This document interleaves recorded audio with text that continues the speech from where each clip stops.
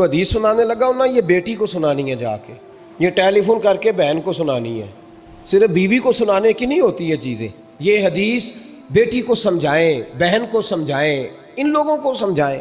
میرے نبی کریم علیہ الصلوۃ والسلام نے جب حضرت سیدہ فاطمہ الزہرا رضی اللہ تعالی عنہا اور جناب سیدنا علی المرتضیٰ رضی اللہ تعالی عنہ کی شادی کی تو نبی پاک نے دونوں کے سر جوڑے اور دونوں کے درمیان محبت کی دعا فرمائی، دونوں کے درمیان محبت کی دعا فرمائی۔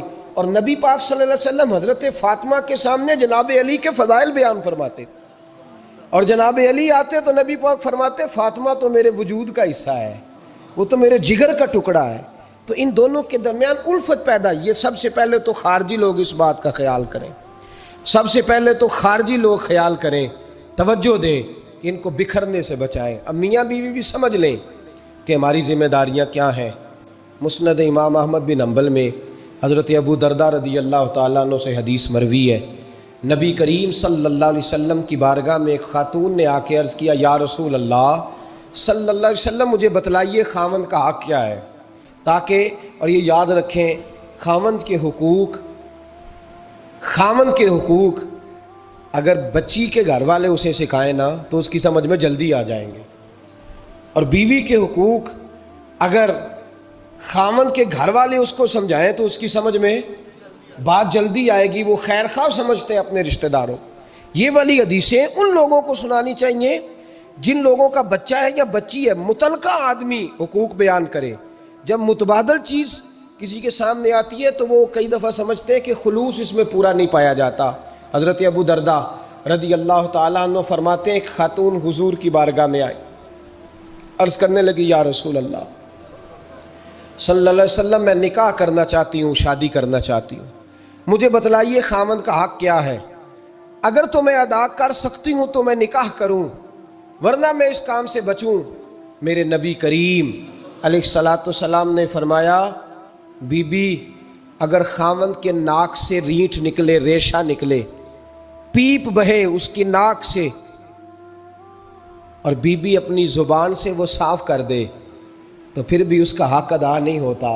حضرت ابو درداء کہتے ہیں آنکھ کھول کے اس عورت نے دیکھا تو میرے نبی پاک نے اگلے جملے ارشاد فرمائے، حضور نے فرمایا تو ان باتوں میں حیرت کر رہی ہے، میں اگر خدا کے علاوہ کسی کو سجدے کا حکم دیتا تو میں عورت کو کہتا اپنے خاوند کو سجدہ کرے، میں اس کو کہتا یہ کام کرے۔ میرے رسول کریم علیہ الصلوۃ والسلام نے حقوق کا تعین فرمایا، حقوق کا تعین فرمایا، اور نبی کریم صلی اللہ علیہ وسلم نے فرمایا جو عورت اس حال میں مر گئی، اس حال میں دنیا سے گئی کہ اس کا خاوند اس سے راضی تھا، اس کا شوہر اس سے راضی تھا، اس کا گھر والا اس سے مطمئن تھا، تو میرے نبی پاک فرماتے ہیں جب دنیا سے جائے گی تو رب کریم جنت کا دروازہ کھول کے فوراً ہی جنت میں داخل فرما دے گا، اس کو بغیر روک ٹوک جنت دے دی جائے گی۔ شرط یہ ہے کہ وہ جب دنیا سے جائے تو اس حال میں جائے کہ اس کا خاوند اس سے شکوے نہ کرتی پھرے، شکایتیں نہ کرتی پھرے۔ قرآن مجید کے لفظوں پہ غور کرو، اگر تو شادی کے بعد بیوی کے آنے کی وجہ سے خاوند کو سکون نہیں ملا تو اس کا مطلب ہے اس نے گھر کو زینت نہیں دی، اور اگر شادی کے بعد اس بچی کو تحفظ نہیں ملا، اس کو اپنے گھر کے اندر سکون نہیں ملا، تو اس کا مطلب ہے خاوند نے اسے زینت، اس لباس نے زینت نہیں دی۔ میاں بیوی ایک دوسرے کا لباس ہے، اس مقدس رشتے کو اسلام نے باندھا اور لباس کہہ کے باندھا۔ میرے رسول کریم علیہ الصلوۃ والسلام نے پہلے تو خارجی لوگوں کو منع کیا ہے۔ میری ذاتی رائے یہ ہے کہ میاں بیوی کی ذاتی لڑائی کوئی بھی نہیں ہوتی، ذاتی لڑائی، میری باتوں کی سمجھ تو آ رہی ہے نا آپ دوستوں؟ کوئی نہیں آ رہی؟ اللہ جزا دے آپ۔ میاں بیوی کی ذاتی لڑائی کوئی نہیں ہوتی، ہوتا پتہ کیا ہے؟ لڑکے سے پوچھیں کہ بتائیں جناب کیا حال ہے تو کہتے ہیں بیوی میری صحیح ہے، اس کے گھر والے نہیں صحیح۔ سنا ہے آپ نے بھی کبھی یہ لفظ؟ تو اسی طریقے سے اگر لڑکی سے پوچھیں کہ تیرا کیا حال ہے تو کہتی ہے خاوند تو میرا دھیان رکھتا ہے، اس کی اماں نہیں خیال رکھنے دیتی۔ تو لڑائی جو ہوتی ہے وہ تیسرے آدمی کی وجہ سے ہوتی ہے، تیری اماں آئی تھی تو اس طرح کہہ گئی، تو تیرا بھائی آ گیا تھا تو وہ یہ کہہ گیا، تیسرے فرد کی وجہ سے۔ میرے نبی کریم अलैहिस्सलाम ने तीसरे बंदे को समझाया है, तीसरे फर्द को हुजूर ने समझाया है।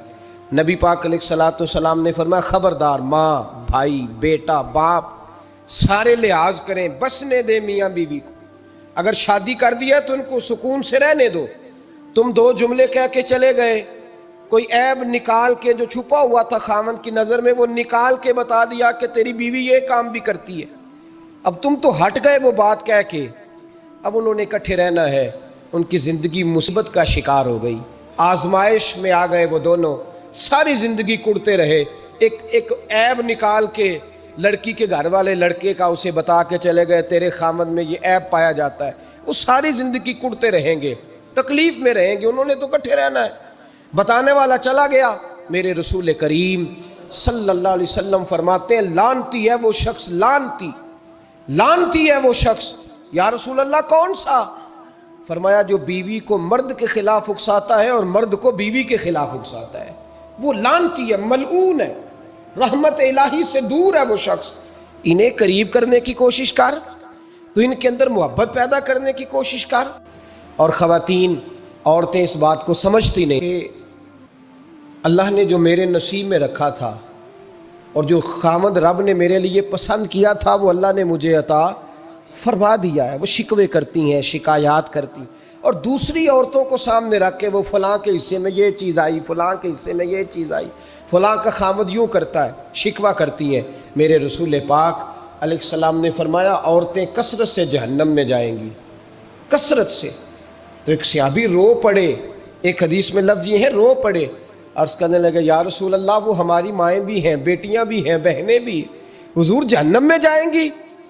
नबी पाक सल्लल्लाहु अलैहि वसल्लम ने फरमाया, एक तो वो ऐब जोई करती हैं, गीबतें करती हैं, दूसरा रब का शुक्र अदा नहीं करती, और तीसरा फरमाया अपने खामन का भी शुक्रिया अदा नहीं करती, बात बात पे ना शुक्री करती हैं, बात बात पे ना शुक्री करती, इस सबब से जहन्नम में जाएंगे।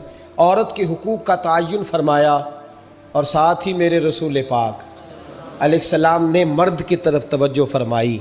और क्या खूबसूरत लफ्ज़ इरशाद फरमाए, फरमाया, तुम में हर आदमी अपने आप को अच्छा समझता और अच्छा कहता है, हर आदमी कहता है, लेकिन कोई अगर मुझे आके पूछेगा कि महबूब आपकी उम्मत में अच्छा कौन है, तो हुजूर फरमाते हैं, मैं उसे अच्छा समझूंगा जो अपने घर वालों के हक में अच्छा है, जो अपनी बीवी, खैरुकुम लिअहले, तुम में से बेहतरीन वो है जो अपने घर वालों के लिए अच्छा है। और फरमाया, जाओ मेरे घर जाके पूछ लो, वाना खैरुकुम लिअहली, मैं तुम सबसे ज्यादा बढ़कर अपने घर वालों के लिए अच्छा हूं।